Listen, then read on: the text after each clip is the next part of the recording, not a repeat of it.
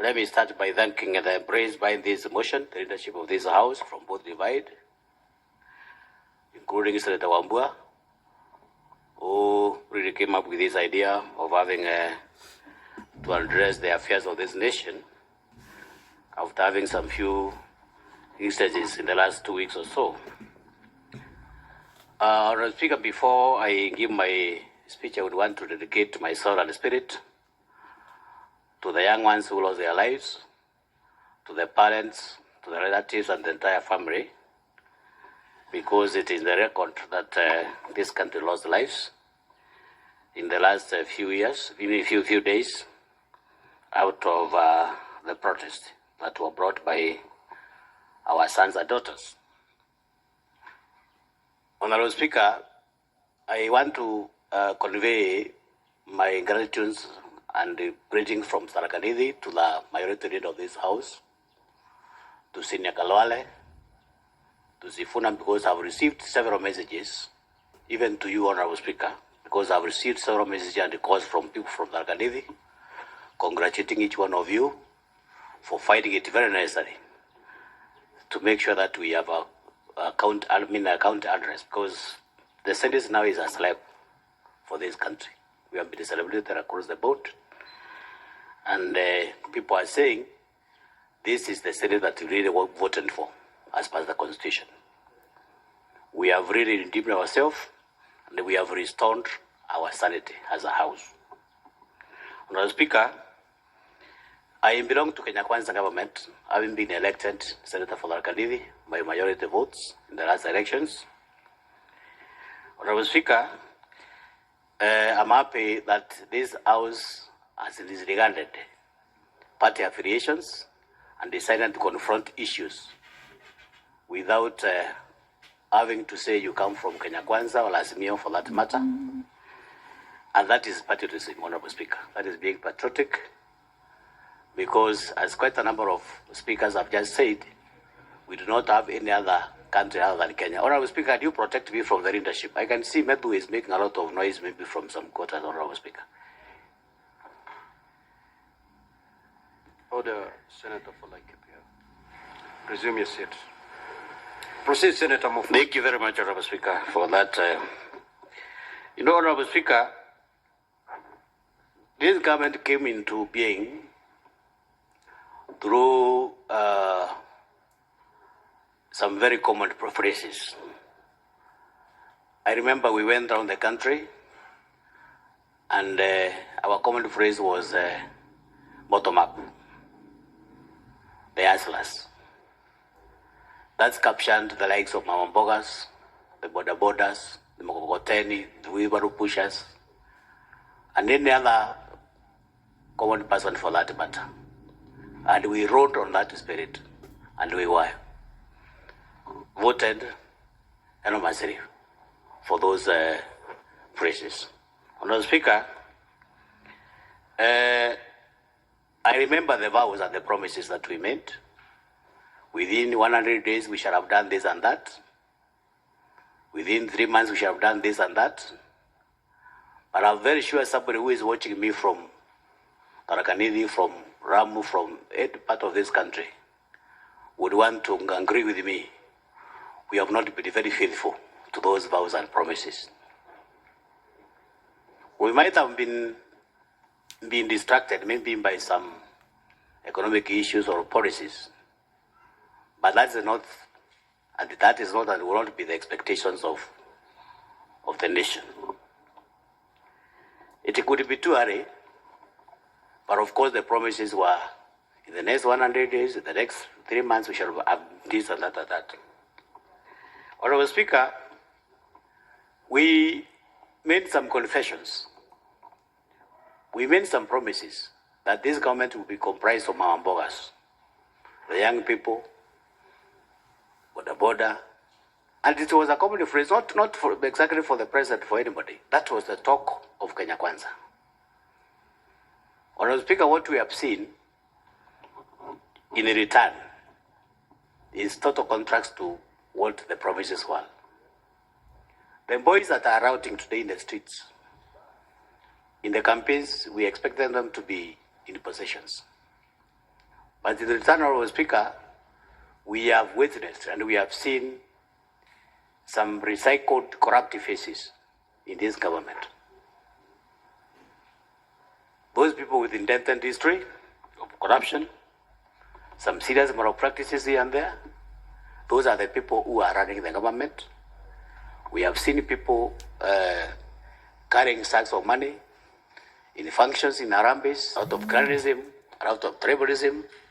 And it's sad, Honorable Speaker, I happen to serve in the Committee of National Cohesion and Equal Opportunities, where my senior Senator Chuta chairs. It is very saddening, Honorable Speaker, to find that in this country, 2 tribes carry 3/4 of the entire public service or the workforce at the expense of other tribes. So one would want to ask, why are other Kenyans taking their kids to school? So those are some of the lamentations, Honorable Speaker, that we are seeing in the streets. And I'm happy that the President was able to listen to some of those grievances. And it is important also, Honorable Speaker, to note that even the budget is skewed to favor some cronies, some royalists. You find some members of parliament allocating them some billions of money in their constituencies for development. This one, Honorable Speaker, has segregated, has made some parts of this country look like they are not in this country. I come from Tharaka, Nithi County, Honorable Speaker, and Tharaka constituency for that matter. And I know exactly what I'm saying. So, Honorable Speaker,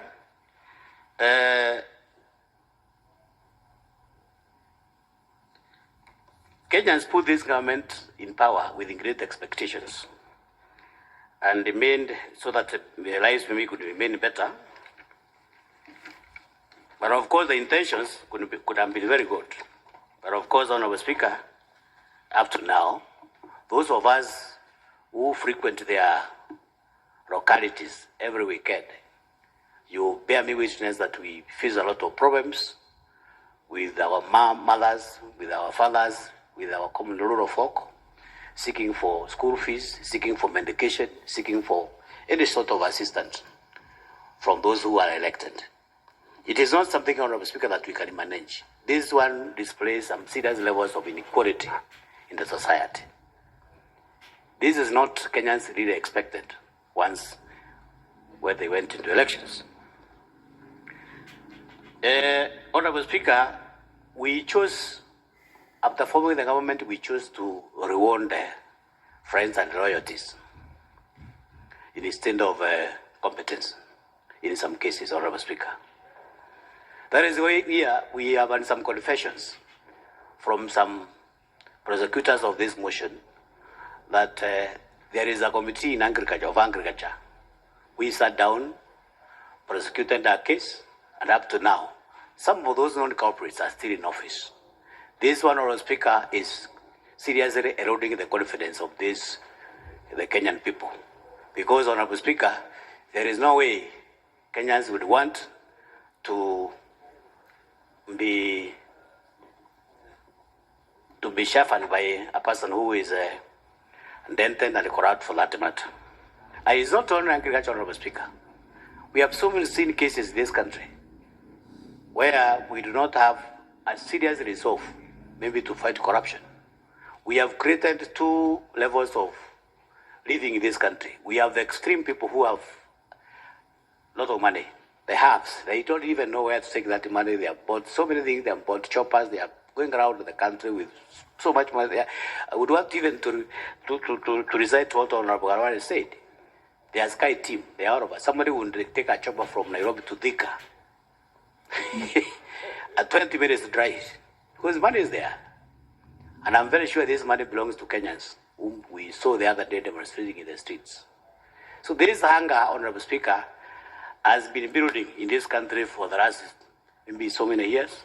But I'm happy, Honorable Speaker, that our young people woke up from both levels of psychopaths, the hypocrisy and the fallacy, that we are supposed to do exactly what people sent us here to do.